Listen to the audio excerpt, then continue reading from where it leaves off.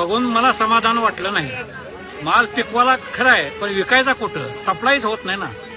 याला काय करायचं? शेतकऱ्यासाठी काही नाही, हे फक्त बड्या लोकांसाठी आणि मोठ्या व्यापाऱ्यासाठी सगळं चाललेलं आहे. आजचा दिवस वाया गेला. आम्हाला 7वा 8वा आयोग चालतंय, आम्हाला गरीबाला काहीच नाही.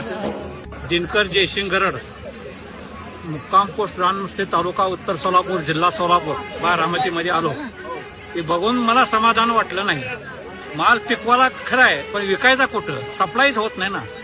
याला काय करायचं? शेतकऱ्यासाठी काही नाही, हे फक्त बड्या लोकांसाठी आणि मोठ्या व्यापाऱ्यासाठी सगळं चाललेलं आहे. आजचा दिवस वाया गेला माझा. मी 8 तास काम करतो रोज, सकाळी 8:30 वाजेपर्यंत 5 वाजेपर्यंत काम करतो.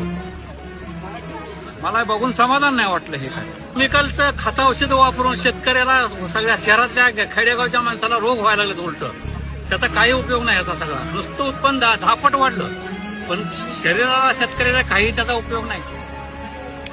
जुनं दूध नाही, जुनं कटलं खाणं, अन्न पाणी नाही, भाजीपाला नाही, नुसतं उकांड्यात टाकलेलं सगळं आहे. ते बोगस टाकायचं, दिवस काढायचं, लवकर मरून जायचं, ह्याच्यापेक्षा दुसरं काही नाही. जमिनीला तर सवय लागली, खत टाकल्याशिवाय काय येत नाही. सेंद्रिय काही सुद्धा येत नाही आता पहिलं तर. हे बघणं योग्य आहे. निर्यात नाही, ठप्प आहे सगळी निर्यात, सगळ्याच मालाची. आणि नुसतं तुम्ही उत्पन्न वाढवा, झाडे लावा, झाडे जगवा. तुम्हाला मग 7वा 8वा आयोग चालतंय, आम्हाला गरीबाला काहीच नाही. काय बघून